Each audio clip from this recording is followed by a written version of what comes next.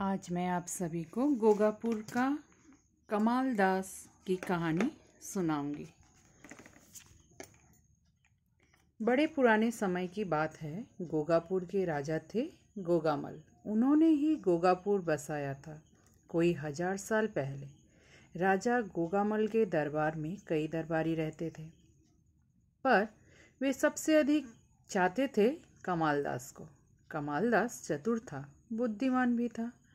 राजा गोगामल बाद में उसकी तारीफ करते थे। इससे बाकी दरबारी जलते थे। एक बार सब दरबारियों ने राजा गोगामल से शिकायत की, महाराज, आपने कमालदास को बहुत सिर पर चढ़ा रखा है। भला उसमें ऐसी कौन सी खास बात है जो हम में नहीं है? सुनकर राजा गोगामल एक क्षण के लिए चुप रहे, फिर बोले, कल सुबह तड़के ही आप सभी लोग यहाँ आ जाइए। राजधानी के चारों ओर 7 कोस की परिक्रमा करनी है। आपके साथ कमालदास भी जाएगा। खाने पीने का कोई सामान आप साथ लेकर ना जाएं।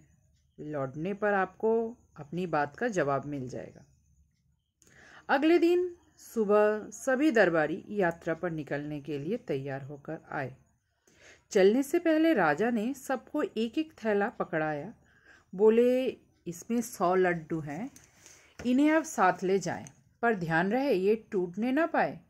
जैसे आप ले जा रहे हैं वैसे ही पूरे के पूरे 100 वापस लेकर आइए। दरबारियों को बात अजीब लगी, पर भला राजा से वे क्या कहते।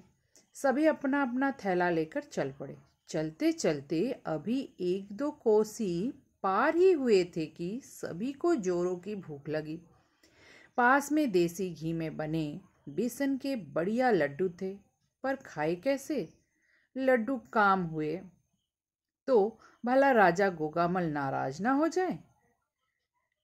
मन मसोस कर सभी आगे चल पड़े, लेकिन जैसे जैसे आगे चलते जा रहे थे तो हालत खराब हो रही थी।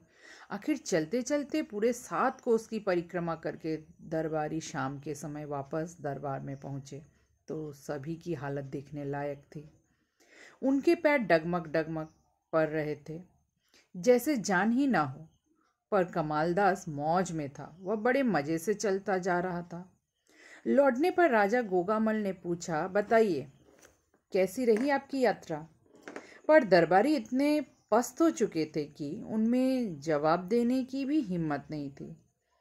कमालदास बोला, महाराज, मेरी यात्रा तो बहुत अच्छी रही, पर इन लोगों को खासी परेशानी हुई।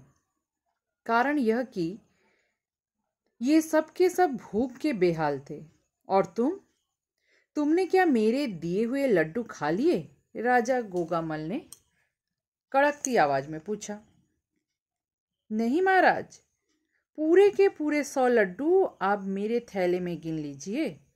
कमालदास ने मुस्कुराते हुए कहा, असल में पूरे रास्ते मैं इन्हें गिनता ही तो आया हूँ।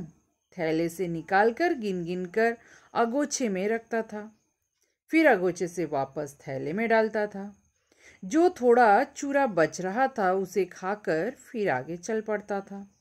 यूं पूरे रास्ते लड्डू गिनता रहा और चूरा खाता रहा। मेरी तो मौज हो गई। लड्डू वाकई स्वादिष्ट रहे होंगे, क्योंकि जब चूरा इतना अच्छा था तो लड्डू कितने अच्छे रहे होंगे। सुनते ही सब दरबारियों की आंखें खुल गई। राजा ने सबके लिए बढ़िया दावत का इंतजाम कराया। सब दावत खा रहे थे और मन ही मन कमालदास की चतुराई की तारीफ कर रहे थे। तो आज यहीं पर मैं अपनी कहानी समाप्त करती हूँ। आप लोगों को कैसा लगा मुझे कमेंट कीजिएगा, और मेरी इसी तरह कहानी आप लोग सुनते रहिए और मुझे बहुत सारा प्यार देते रहिए।